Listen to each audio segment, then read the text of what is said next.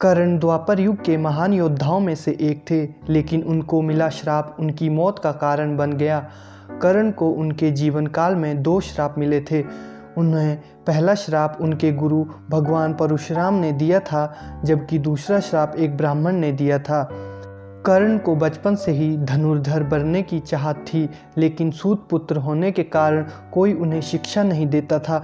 जब वह धनुर्धर विद्या सीखने के लिए गुरु द्रोणाचार्य के पास गए तो वह भी कर्ण के सूत पुत्र होने के कारण उसे धनुर्विद्या देने से मना कर देते हैं। इससे कर्ण निराश होकर भगवान परशुराम के पास पहुंच जाते हैं, लेकिन भगवान परशुराम भी सिर्फ ब्राह्मणों को ही विद्या देते थे।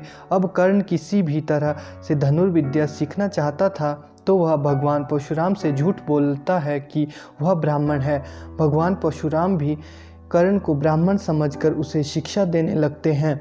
जब कर्ण की शिक्षा खत्म होने वाली होती है तब एक दिन उनके गुरु भगवान परशुराम दोपहर के समय कर्ण की जंघा पर सिर रखकर आराम कर रहे होते हैं।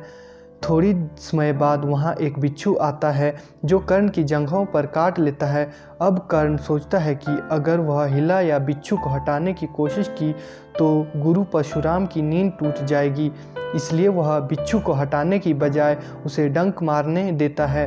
कर्ण काफ़ी समय तक बिच्छू के डंक से होने वाले दर्द को सहता रहता है। फिर जब कुछ समय बाद परशुराम की नींद खुल जाती है तो वह देखता है कि कर्ण के जंघों से खून बह रहा है।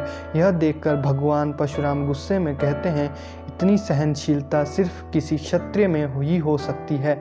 तुमने मुझसे झूठ बोलकर ज्ञान हासिल किया, इसलिए मैं तुम्हें श्राप देता हूँ कि जब भी तुम्हें मेरी दी गई विद्या की सबसे ज़्यादा ज़रूरत होगी उस समय वह काम नहीं आएगी। इससे निराश होकर कर्ण अपने गुरु से कहता है कि वह स्वयं नहीं जानता कि वह किस वंश और कुल का है। ऐसे में वह सारी बातें अपने गुरु परशुराम को बताते हैं। यह जानने के बाद भगवान परशुराम को श्राप देने पर पछतावा होता है, लेकिन दिया हुआ श्राप वापस नहीं लिया जा सकता। इसलिए वह अपना विजय धनुष कर्ण को वरदान के रूप में देते हैं। इसके बाद कर्ण भगवान परशुराम के आश्रम से विदा लेते हैं। इस घटना के कुछ वर्षों बाद एक दिन कर्ण जंगल में किसी अत्याचारी राक्षस का पीछा कर रहे होते हैं। वह राक्षस को निशाना बनाते हुए उसे मारने के लिए बाण चलाते हैं, लेकिन राक्षस अचानक गायब हो जाता है और बाण दलदल में फंसी एक गाय को लग जाता है। बाण लगने से गाय की मौत वहीं पर हो जाती है। उस गाय का स्वामी एक ब्राह्मण होता है जो गाय की दुर्दशा देखकर कर्ण को वहीं पर श्राप दे देता है। श्राप में ब्राह्मण कहता है कि जिस तरह तुमने एक असहाय गाय को मारा है, ठीक उसी तरह एक दिन तुम्हारी भी मृत्यु होगी।